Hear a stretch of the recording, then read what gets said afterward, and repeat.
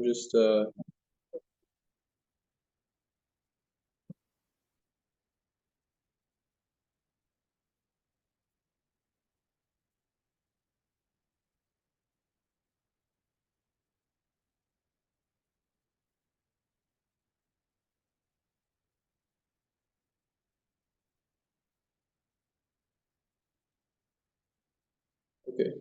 we're just pulling it up right now.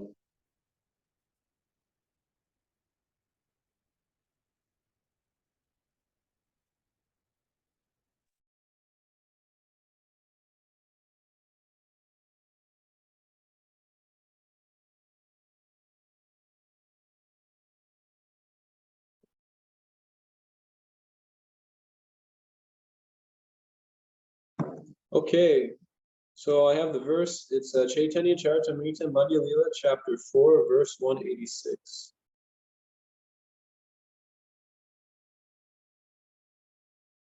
Raganda Premar E Swabhava Achara Nija Dukkha Vignadira Nakare Vichar.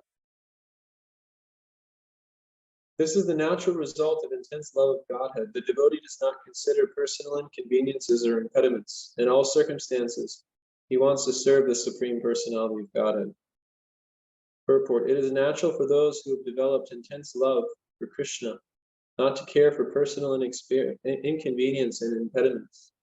Such devotees are simply determined to execute the order of the Supreme Personality of Godhead or his representative, the spiritual master.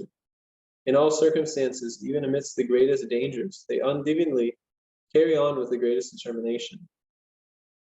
This definitely proves the intense love of the servitor. As stated in the Srimad Bhagavatam, Tattena Nukampam Susamikshamanam. Those who seriously desire to get free from the clutches of material existence, who have developed intense love for Krishna, are worthy candidates for going back home, back to Godhead. An intense lover of Krishna does not care for any number of material discomforts, scarcity, impediments, or unhappiness. It is said that when one sees apparent unhappiness or distress in a perfect Vaishnava, it is not at all unhappiness for him, rather it is transcendental bliss. In the Shikshashtaka, Sri Chaitanya Mahaprabhu has also instructed, Alishyasva pararitam pinastumam. The intense lover of Krishna has never deviated from his service, despite all difficulties and impediments brought before him. Om Jnana Timirandasya Jnananjana Shalakoya Chakshurun Minitam Yena Tasmai Shri Gurave Namaha Shri Chaitanya Manobhishtam Stapitam Yena Bhutale Swayam Rupa Kadamayam Dadati Swampadantikam Vandeham Shri Guru Shri Yukta Parakamalam Shri Gurum Vaishnavamscha Shri Rupam Sagrajatam Sagana Lalita Shri Vishakam Vitamscha. Hey Krishna Karuna Sindhu Dinabandhu Jagapate Gopeswa Gopika Kanta Radha Kanta Namostate Tapta Kanchana Gaurangi Radhe Vrindavaneshwari Vishabhanu Sudhe Devi Pranamami Hari Priye. Jaya Shri Krishna Chaitanya Prabhu Nityananda Shri Advaita Gadadhara Srivas Adi Gaura Bhakti. Hare Krishna Krishna Krishna Hare Hare Hare Rama Rama Rama Hare Hare. In the Srimad Bhagavatam, in the 8th canto of the Srimad Bhagavatam, there is a verse that's spoken by Lord Shiva right before he drinks the ocean of poison. Tapyanti lokatapena sadhava prayashojana paratma parama radhanantadi purushaikya kilatmana. This verse is explaining the method of worship that is prescribed by the Supreme Personality of Godhead, which is considered to be extremely dear to the Supreme Personality of Godhead. And Lord Shiva, being Vaishnavanam Yatha Shambhu, being the topmost Vaishnava, can help reveal the heart of the Lord. through his Vani, through his Katha. So we get a peep into the heart of the Lord by reading this verse, which was spoken by Lord Shiva. And what he says is in alignment with the mood of our acharyas, and really the whole mood of Chaitanya Mahaprabhu's Sankirtan movement. And it will set the foundation for what we'll discuss today. It is said that great personalities almost always accept voluntary suffering because of the suffering of people in general. This is considered the highest method of worshiping the Supreme Personality of Godhead, who is present in everyone's heart. In the Srimad Bhagavatam, second canto, there is a verse describing how the process of worshiping the Supreme Personality of Godhead has been executed since time immemorial, practically. And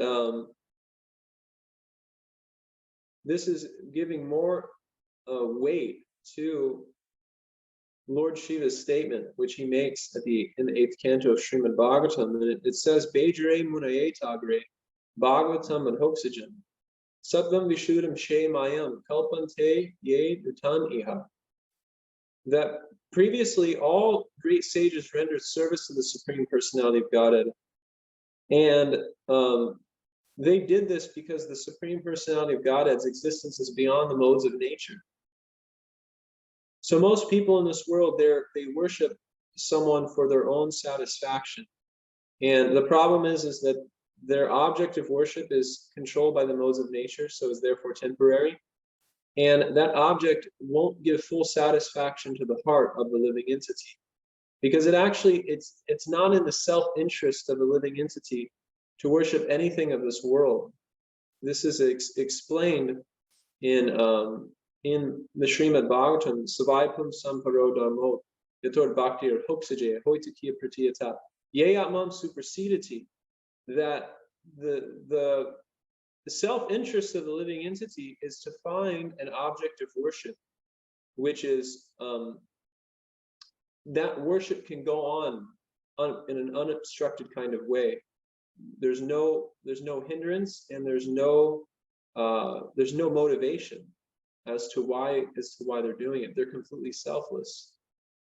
So this verse by Lord Shiva and this verse that we read today, and this verse that I'm reading now, the point is that kalpante ye anutaniha, that there's a process for following in the footsteps of the great sages, and whoever follows in the footsteps of those great sages become eligible for the same result as the sages themselves, which means that all of the realizations which come along by engaging in that process, and the realizations which are carried in the heart of that practitioner, Vasudeve Bhagavati Bhakti Yoga Prayojate, Janadasya Shivaya Ragyam Yadacham Yadahoitikam, that all knowledge and detachment is contained within that process.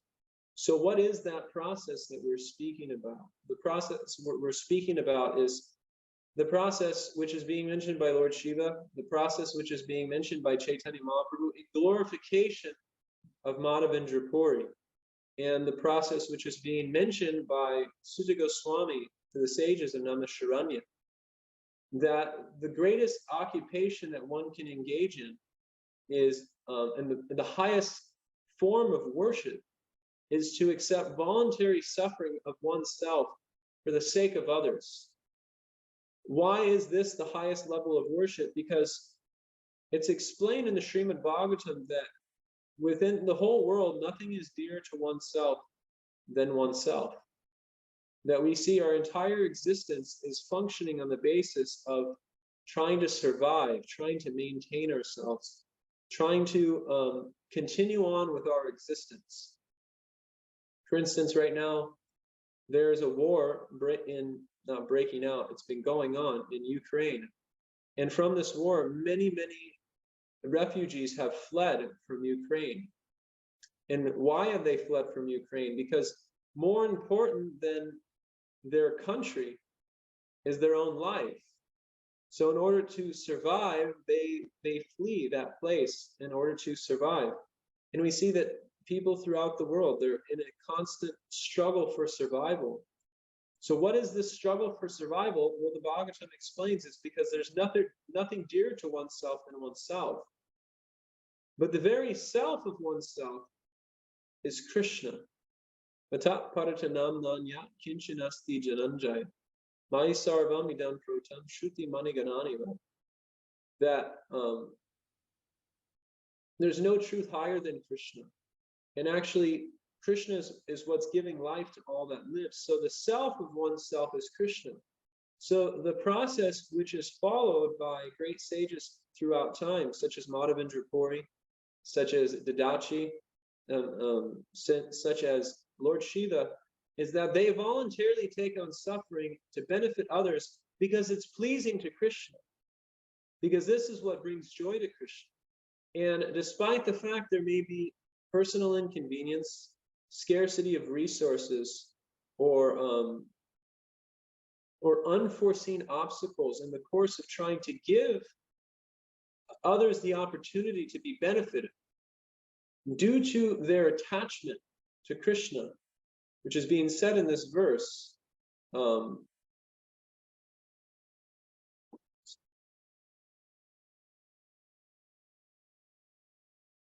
which is being said in this verse with Mādhavendra Purī.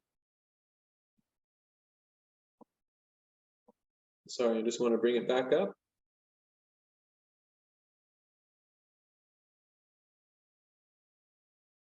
That praganda prema e swabhava achar nija dukkha vigna dira na kare vichar. So without consideration of the inconveniences that one will be put into, and without consideration of the impediments which may come, Mādhavendra Purī was willing to sacrifice everything for the pleasure of the Supreme Personality of Godhead, due to his desire to serve, due to his desire to want to love Krishna. Because he's realized, self-realization means to understand that the self of ourself is Krishna. So when I simply function for Krishna's sake, I'm always protected. And in such a circumstance, the devotee sees the world in the following way. Yes, tu sarvani bhutani atman yevanu pasyati. Sarva bhuta rite nachatmanam ta kritam tato na vijigupsate. That seeing Krishna within all circumstances, seeing Krishna within all people, seeing Krishna within every opportunity to be of service, the devotee has nothing to hate. Because he's understood that everyone is a part and parcel of Krishna. Mama ishvam so jiva loke, jiva bhuta sanatana. That manushastrani indriyani, prakriti stani karsati. That everyone is a part and parcel of Krishna, that everyone is Amsa, and Krishna is the Amsi. So just as Krishna is to be worshipped, Krishna is to be glorified, Krishna's part and parcels being very dear to Krishna, become very dear to the heart of a devotee. And the devotee doesn't see the material the living entities, Icha and Dvesha, or Raga and Dvesha, their attachment or aversion to them. The devotee simply sees Manashastrani Indriyani Prakriti Stani Karsati. They simply see the struggle of the living entity within the material energy. So one who has acquired this realization is constantly contemplating how to give people the opportunity to engage in Krishna consciousness. And to do so, they forego all personal comforts, all personal convenience, in order to see that others are engaged in devotional service. And this is the mood of the Gaudiya Vaishnava Sampradaya. Jiva doi Krishna nam sarvadharma sar. That beyond all forms of dharma, beyond all forms of occupational duty, the highest occupational duty, the highest activity for any living entity to engage in is to show compassion to the world through the chanting of Krishna's names. And this is because that through the chanting of Krishna's names, Paramodye Sharvashrestha Nama Sankirtan Niraparata Nama Laya Paya Premanam. By chanting Krishna's names, one makes rapid advancement devotionally. And furthermore, Apanashim Sitim Goram Yanama Vivishoganam Tato Sadyo Vimuchi Tat Yad Viveti Swayambayam, that all material conditions can be at once mitigated simply through the chanting of Krishna's names. Simply by engaging in the process of chanting Hare Krishna, one can go beyond the muck of their material conditioning. Tata Rajas Tamo Baba, Kama Lobada Yeschi, Chaitan Adir Anarit Bum, Stipam Sate Prasidyati, that although the process may be bitter in the beginning, through constantly applying it, Syat Krishna Nama Charisar Satapta Vidya, by applying it step by step, one develops a taste for the practice. And although, just as one is in a sick condition, when they're in a sick condition, they're not able to eat food properly and relish the taste of food. So in the same way, in the beginning stages of Krishna consciousness, one isn't able to relish the practice. Most of the time, one is just simply struggling to situate themselves in a material situation in which they can chant, in which they can engage in devotional service. But if one is determined in that practice, anartho pasanam sakshyat bhakti yoga madhoksajit, okasya janato vidvams sthitham chakri sattva samhitam. If they remain steady in that practice, then all those anarthas, all those unwanted things are mitigated. And just as food becomes relishable for one who is regaining their health, the process of Krishna consciousness becomes everything for the devotee. Evam brita swapriya nama kirtya jadanu rago chuta uchar hastiyato rotiti roti gayan madhava nindati lokabaya. That through that chanting of Krishna's holy names regularly and consistently, with intensity and attachment, and while simultaneously taking in knowledge of one's relationship with Krishna and desiring to reestablish that relationship within the chanting of the holy names, really praying for the mercy of the holy name to descend in one's life and to give some realization, then the result is that one becomes completely mad. They begin to cry, they begin to roll on the ground, they begin to foam at the mouth, and they lose all perception of how the world perceives them. Everyone in this world, in order to maintain themselves due to their concern for themselves, is constantly concerned with what does the world think of me? And through this association, Sangat Sanjayate Kamam, we develop desires in relationship with this world in order to maintain our material status quo.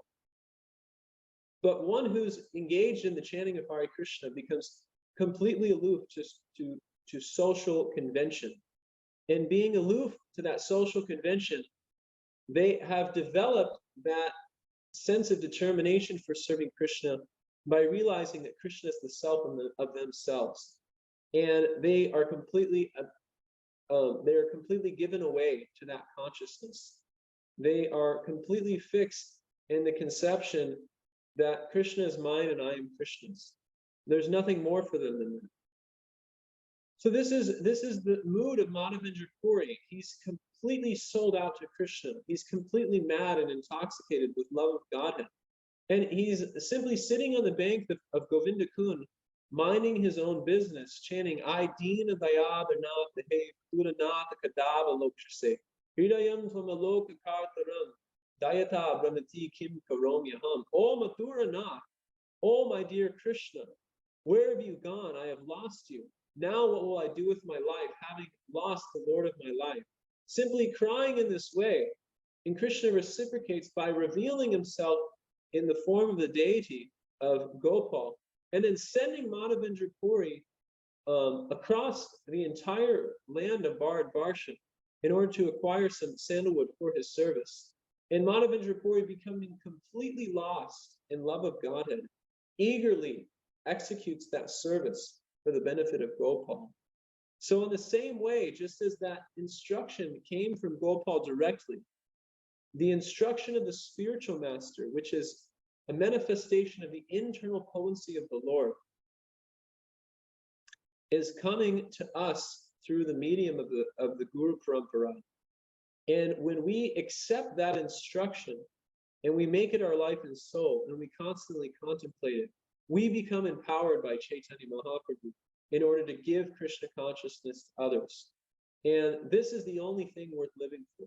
This is the only thing worth doing, is to live a life of sacrifice and surrender and completely give oneself to the process of strictly practicing Krishna consciousness oneself by chanting 16 rounds, attending the morning program, reading Srila Prabhupada's books, and the overflow of that is a feeling of compassion for the world. This feeling of compassion is samsara dava naranita lokam, trinaya karuna, that one sees the world as a burning forest fire, and seeing that burning forest fire material existence, having been lifted from that forest fire, one simply feels compassion, and one thinks, how can I give Krishna consciousness to others? How can I organize resources? How can I organize people? How can I organize everything in the world in order to give everyone the opportunity to chant Hare Krishna and take to the process of devotional service? And this is what Yukta Vairagya means. Anasha Krishna Vishayan Yadapa Upayunjataha. Nirbandha Krishna Sambandhe Yukta Vairagya Uchate. It's not just an excuse to engage the things that we like in Krishna service, to eat pizza on some days, because in the sake of Yukta Vairagya, we like pizza, so we'll use that in Krishna service in order to utilize our taste for pizza in Krishna service. That's not Yukta Vairagya. Yukta Vairagya means out of a strong sense of attachment for Krishna, one becomes completely detached from all material objects, and one develops the vision, Yomam pasati sarvatra sarvam shamai pasati. Tasiham na pranasami, sacha me na pranasati. They see everything in relationship to Krishna, and Krishna in relationship to everything. And they utilize all of that for the purpose of bringing people to Krishna and engaging everyone in the world in Krishna service. This is the mood of the Sankirtan movement. And Srila Prabhupada specifically told, many times Prabhupada didn't like his letters being read to the general masses of devotees because they were private letters. But there's one particular letter that I found recently, which is made out to his sons and daughters. So this is an open letter. This is an open instruction to the entire Krishna consciousness movement. Disciples, grand disciples, grand disciples. This is something that people can latch onto and make their life and soul. And he says that if you feel at all indebted to the spiritual master, then my only request is you preach vigorously like I have. So if one feels any type of indebtedness to Srila Prabhupada, if one feels any type of longing to want to reciprocate with Srila Prabhupada, then one should pray for the ability, the desire, and the empowerment in order to preach vigorously in the mood of Srila Prabhupada and sacrifice all personal inconvenience to catch one's own personal Jaladuta and expand Krishna consciousness all around the world. Om Tat Sat. Hare Krishna. Haribo. Haribo.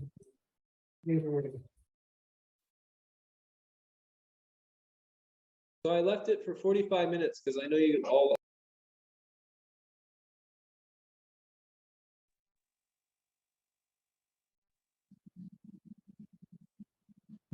Yes, thank you, Prabhu, for bringing us the story of Srila Mādhavendra Purī, how he took so much personal inconvenience. Krishna appeared himself to him in his dream and instructed him to excavate the deity, establish a temple, bring sandalwood for him from Jagannath Puri. And although there was so much inconvenience on the way, he immediately took up the service Not only that, he engaged everybody in the village of Vrindavan to establish the temple. And because of his purity, everybody came together and they established the temple in one day. So it's very nice, and how you connected it to the mood of Lord Shiva, the mood of giving. He drank the poison so that the world could be saved from the poison, the effect of poison. Similarly, we should take this mode of personal inconvenience so that others can practice devotional service very nicely. Prabhu, I have a question. How do we balance our personal sadhana with preaching? Because yes, we want to go out and share this with others. But how do I know? I want to give this to myself first before I share it with others, because I need to have it. So how do I know that I'm in balance, and what are the parameters for that? Well, I think it's an individual thing, but I can give you the general parameters which Srila Prabhupada mentioned. I just came across a letter. I'll pull it up right now. I'm on my phone, so I can't share it with you all, but I can pull it up on my phone and read it to you.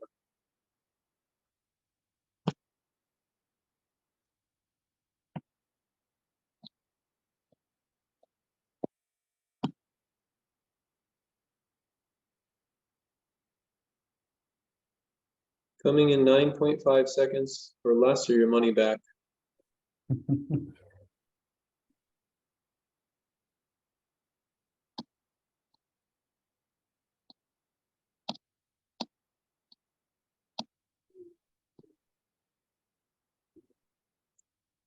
Okay, so this is a letter to Prabhupada, a letter from Prabhupada to Kulekshwar, which he says, "You must be attentive that our routine work, such as rising early, cleansing, chanting, temple worship, reading, Sankirtan, etc., should always maintain at the highest level of Krishna conscious standard. As a small neglect or inattention to these matters of routine practices will cause all of the programs to fail.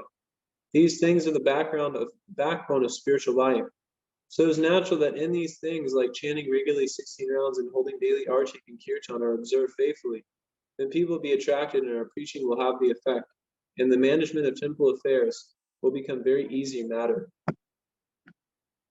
So the primary principle is that one needs to be connected with Krishna, and one becomes connected to Krishna through having a strict adherence to the program of attending Mangalarti, chanting 16 rounds, hearing Srimad Bhagavatam, associating with the devotees, and making time to read Prabhupada's books for a minimum of 1 hour a day. And I think that this, as a foundational standard, is a good way to protect yourself in the preaching field. And then also making time during the year to specifically dedicate an extended period of time just to hearing and chanting, just to chanting the holy name, and really becoming attached to that process and developing the strength to continue on. I think a balance between these two things, working intensely for the Sankirtan mission and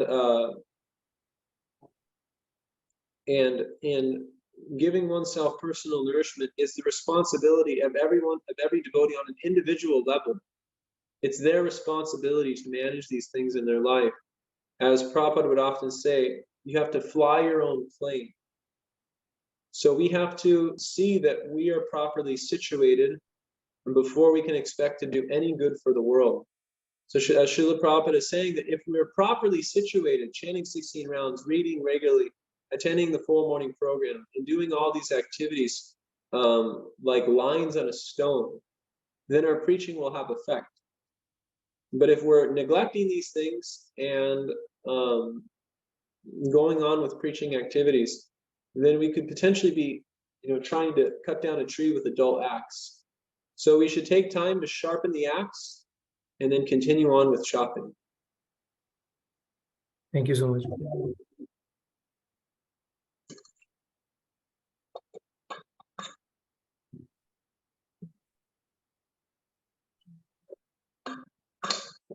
Any other questions or comments?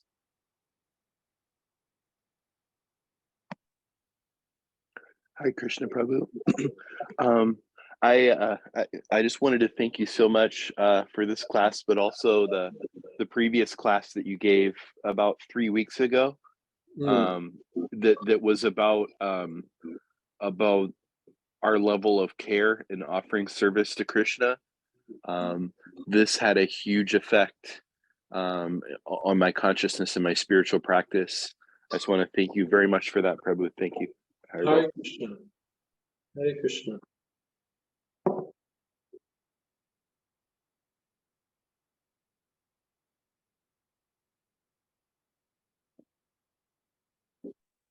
Hare Krishna Prabhu, Dandavat Pranam. Oh wow, Vishal. Yes, Prabhu, I had a question about the Yukta Vairagya that you mentioned now. So, how do we see everything that we have as the mercy of Krishna and utilize it in his service? How do we move from Arup Siddha Bhakti to Swarup Siddha Bhakti, especially when we're taking voluntary suffering for others? So, I want to hear from that.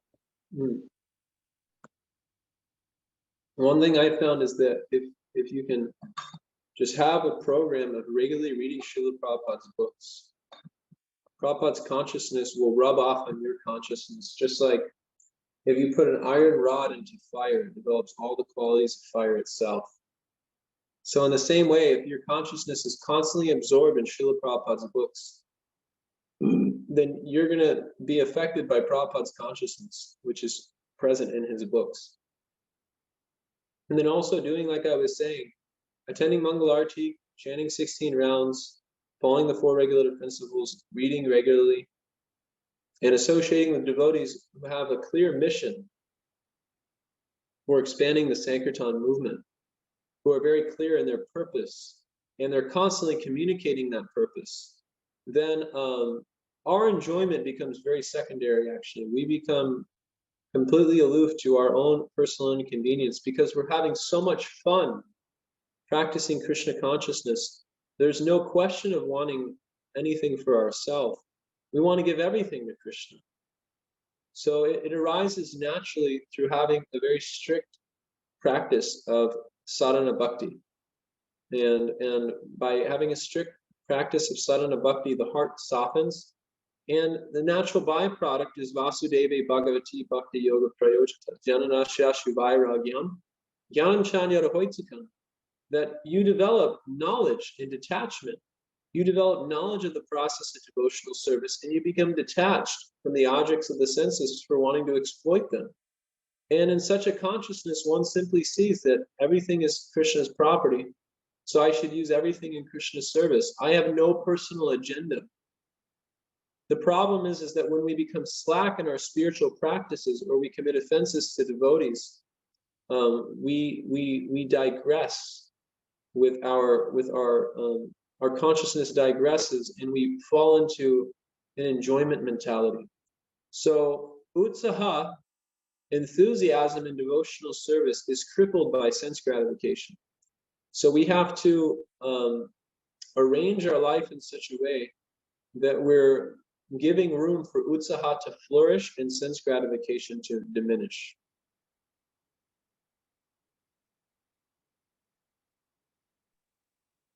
Thank you very much, Prabhu. Hare Krishna. Hare Krishna, Devavrata Prabhu. So,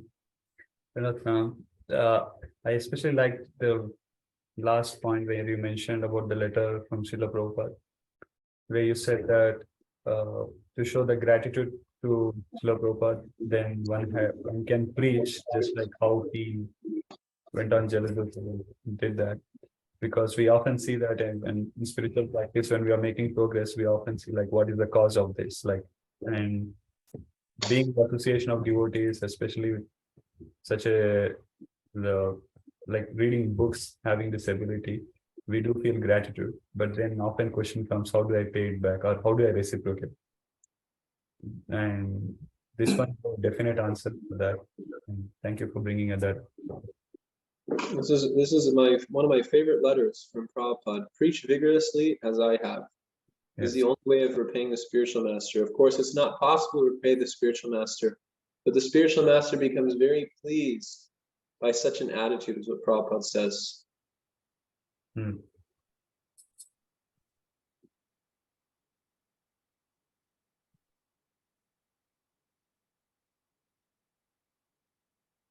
Kontakarnava, you look like you have a lot of thoughts going through your head. Let's hear what you have to say. No, I was just making notes to that.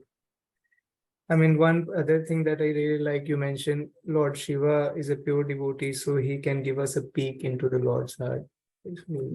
That is really sweet too. And it's very hard to understand Krishna. Nobody can understand him.